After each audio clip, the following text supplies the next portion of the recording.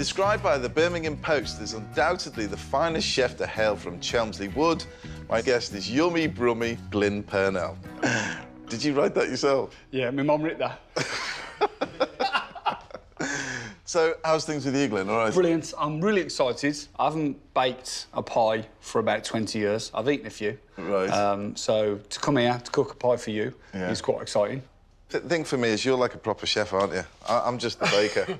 Yeah, but you're a proper baker, you see? Yeah, OK. So actually, between us both, we should come up with some stuff that's pretty special anyway. Yeah, so if I'm in trouble with the pastry, then you can jump on. I've got a special little crimping technique that my pastry chef showed me, so hoping there's something different that you haven't seen, so I'm really looking forward to it. What pie are you going to bake for us? This is homage to Birmingham City, so just thought I'd wear the colours. This is my take on a chicken Balti pie. All right, mate. Kitchen's all yours, buddy. Go ahead. It's too hot for the scarf. Let's do it. Take your pint with you there. Oh, cool. Oh, cheers anyway. Yeah, cheers, buddy. All Good the luck. blues. I reckon everyone's got a secret pie in their closet, and I'm looking forward to Glyn's baked Balti. Pretty big pie for a half-time bite, though. OK, so we've got our flour. I'm going to add the eggs. What flour are you using, strong or plain? It's just strong. OK. Crack them in there. I use one. I'm running cracking eggs as well. I'm under pressure. I can feel it already. So we bring our eggs and our flour up to like a small crumb, and then we just pour our fat and our water in, and we just keep working out until it comes nice and shiny and comes together. Why Balti? Does this remind you of something you'd want at a football match, or is this just a dish you really like and thought this would work inside a pie? For me, the Balti, because it was created in Birmingham, which means it's basically a really nice sort of mild curry. But Balti was invented in Birmingham? Yeah. Are you kidding me? Yeah, and it's basically, it's a dish it's served in, which means, translated to bucket. Yeah. Yeah, we're a little bit more civilised now, so we don't eat our buckets. But generally, if I ever heard the word Balti, it just means Birmingham to me. And it's sort of like home, and it's I get that relation to it. Yeah. Glyn slices up leeks for the base of his Balti sauce and sweats them in a pan over a medium heat with some butter and garlic. Do you enjoy curries? I love using spices in my cooking. Yeah. So, you know, I use things like ginger instead of white pepper. I use, when I cook lamb, I always like season it with cumin rather than, again, pepper. Yeah. So I use spices a fair bit. So that curry flavour is always sort of is present. So we've got our leeks, our shallots, our garlic, all sweating down in there. With plenty of butter, because we're going to make a roux. So we've got to put our spices. We've got curry powder, which is like just a mild curry powder. Yeah. Put that in. We've got some cumin. And then we've got some garam masala. A roux is a classic sauce made from flour and butter and is often used as a thickening base for other sauces like a bechamel or a velouté. Is that a traditional way of making Balti? Is it roux and then breaking it down? No. This for me is I just thought to myself, well, I'm trying to make it so it's broken down. It's pretty simple. I mean, a proper Balti, they cook it in the dish, they serve it in. Pre-cooking his chicken breasts means that Glyn doesn't need to bake the pie for a long time. This means he can concentrate on getting the pastry just right, and the pie won't have a soggy bottom. We're going to use the juice out of the chicken to put into the sauce once we've made it. Yeah. So we sweat them down, so we've coloured it all up, so it's beautifully coloured. Lovely. How spicy did you take your curry then? I don't want it to blow your head off. You know what I mean? I like to be able to taste it. So this is quite mild. This isn't like a vindaloo or anything too hot, because I think I'm hard, but I ain't that hard. Do you know what I mean? Glyn adds his pre-cooked diced chicken to his chilled-down Balti mixture with some fragrant chopped coriander. You got the sauce and then you've done the chicken. It keeps that chicken very white as well. Yeah. So you know you're going to have a piece of chicken. It's not going to be shredded and broken down as well. Yeah. Sometimes you get, you know, chicken pie, just a thick sauce. The chicken's completely broken down, so that's quite a nice thing. And I think we're ready for the biggest test of my career, is to roll pastry out in front of Paul Hollywood. Never mind the Michelin inspectors, eh? They're easy, mate. Yeah, they ain't this close either. That's the problem. You don't know they're there. Whose rolling pin's this? That's my rolling so pin. So we're using your rolling pin as well, like your lime sailor. OK. Right, you put too much pressure on me now. I can see I'm being judged. I don't know why Glyn's so nervous. I don't bite. Well, not often. you normally take this long to line the pie? Yeah. I just thought to myself, what a golden opportunity to make pastry for a top pastry chef, top baker. You're through to the next round, mate. Oh, thank you. Right, so in with our chicken mix. As you can see, we've got some massive chunks, lovely sort of yellow colour, flecks of green from the coriander. Mm-hmm. Make sure it's nice and full, because I don't like half-empty pie. Yeah, I know. I don't see the point. Adding a lid, Glyn seals his pie ready for some professional crimping. You done? So I have to make sure that I've got enough for the magic crimp. A chef with Glyn's pedigree and Brummie flamboyance is bound to have a killer crimp. That's nice, yeah. I like that. So it's just basically tweak, poke, and then push it back into its... Obviously, a pastry chef should be able to do it. Very good. I like it. Do you want to go? So it's inside there. Yeah. Twist. Twist, round, twist, round, twist. Oh, difficult, the last one. Tuck it in there around the outside. Push it away. That'll do. Cut a hole in the top to let the steam escape and put the pie in the oven at 180 degrees for 15 minutes. Then give it an egg wash and pop it back in at 160 degrees for another 10 minutes. I can't wait to get stuck into this a full time later. I'll raise my glass to that one. Cheers. Well, my guilty pleasure when I'm watching the footy is a sausage roll. I don't mind a sausage roll, to be honest with you. As long as it's got, for me, it has to have plenty of meat in it. That's what I have to have. Good lad. Don't you worry about me, Glyn. I make big sausage rolls packed full of flavour, and I'm quite fussy about the pastry. No surprises there. But it all starts with the filling. Basically, choose whatever sausage meat you like. I've just got a sausage meat that I like. I've got a pork sausage. I've got a little bit of thyme in there as well. If you just pop that in there with that and just rip a bit of thyme off, mix it up for us, that'd be grand. Thank you. So, to move on, I'm going to make a proper puff pastry.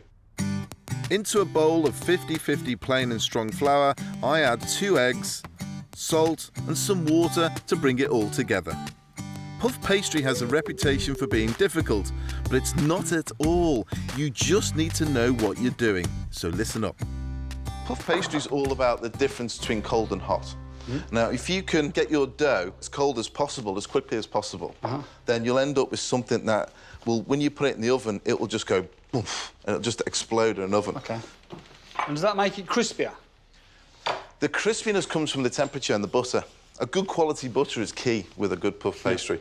I mean, I tend to use Normandy butter, some French butter. Yeah. Slightly higher melting temperature, it means you can manipulate it more in the dough. And therefore, if you get a cheap butter, you'll tend to find that in the dough itself, it will just melt out the side as you're laminating it, as you're beginning to fold it, and that is a bad sign. Is the Normandy one got more oil content in it? Is that why it makes... It's the keratin levels you've got to be careful of as well. You know those brightly coloured ones? Yeah. You want something a little bit toned down. Yeah. And they're the ones generally that are better to use. After a few minutes working the dough, wrap it and chill it in the fridge, preferably for 2 hours. I've got one which I have chilled, and I've also got some butter, and I'm going to show you what I'm going to do with that in a minute. Now, roll out your chilled pastry in a thin rectangular shape, big enough to accommodate the butter for the all-important turning process. You need to have rolled out your butter between 2 sheets of greaseproof paper, so it's thin enough to fold inside the dough. Get your butter, pop it on your dough. Take it all the way down to the corners. And then with this bit here, that's perfect. With this bit here that's exposed, a third of it, you fold over. And then this bit goes onto the top, a bit like you do with a croissant dough. OK. You need to pinch that down now and seal it in. Seal the butter in. That's a lovely cold dough. The butter's beginning to soften already. So as soon as it hits that butter, that dough, that nice cold dough, it begins to solidify. That's a good thing. Once the butter is sealed in the dough, you can then roll it and fold it a second time to double the number of layers. Each fold is called a turn, and the more turns your dough has, the more flaky your pastry will be. And this is what we call a single turn. Over the top, flatten it down, then the exposed bit over the top of that. Seal it in again. That's had a single turn, so it's had the butter put in and it's had a single turn. It needs at least another 4 of those. In between each one, you chill it down, and you chill it down to get that butter nice to being hard again. As a young apprentice in the kitchen, a pastry chef would leave a little message, you know, turn the puff. Yeah. And then you'd go, well, which way have I got to turn it? But you'd know, because you used to make a little mark into the pastry on how many times or what side to turn it with. That's right. That's just had 1 turn, so 1 knuckle in, that'll go in the fridge. So you wrap that up, tuck it under, and then pop that in the fridge. Now, because it's had 1 turn, I know. So next time you go, if you forget, you've always got the turn. Now, I know this one is good to go. The turning process doesn't take long. Most of the day, your pastry will be chilling in the fridge. If you're in a professional kitchen, you'd probably see that. 4 turns. You'd probably have 4 notches sitting in it. I want to turn this 1 more time. You can see how yellow it's gone from the other one. And the difference being, because the layers have got so thin, the butters begin to show through the dough because it's that thin. That means it's nearly ready to use. Now I'm going to roll this out. Nice and gently, start from the middle again. Come back down. A lot of people as well are a little bit scared of making puff pastry, but if you've got the time and you plan it nice, it's worth doing. It is worth it. So what I need to do is roll this out as quickly as possible before it gets too warm. Now let's look at this. You see this there? If you can see that area there, it looks like marble. In fact, it looks like marble all over the place. It's an indicator that the butter's got to such a level when it's nice and chilled, it splits with the butter, and it's a good sign of a puff pastry. Indeed, it's a good sign for any laminated dough, including a croissant and a Danish pastry. A laminated dough is a baking term for the process of alternating layers of dough and butter. So now I'm happy with that. So what I've got is my pastry ready to rock and roll. Get stuck in. Next, take your sausage mixture and spread it out all the way along your pastry. Sausage meat all the way along. Adding pickle or caramelized onions gives my sausage roll an extra flavoured dimension and a little tang that works brilliantly with the herby sausage meat and buttery pastry. And then roll it up.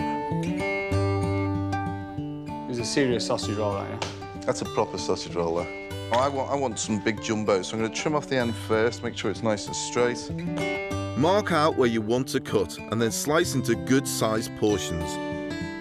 Once cut, put the rolls on a baking tray lined with baking parchment and brush them thoroughly with a rich egg wash. Give it that rich yellow colour.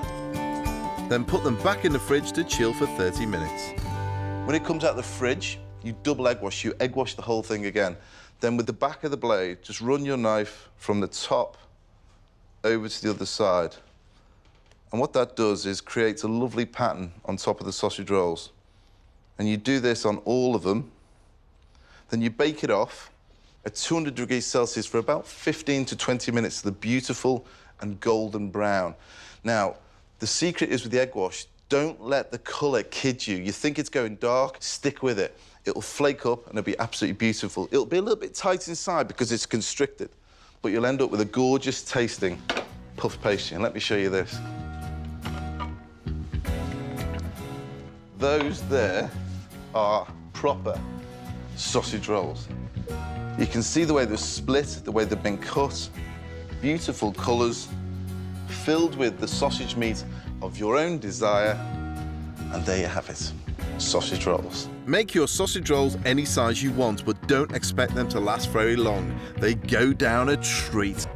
We're going to have to wait a little bit longer to eat them, mate. Cheers. Nice one, Paul.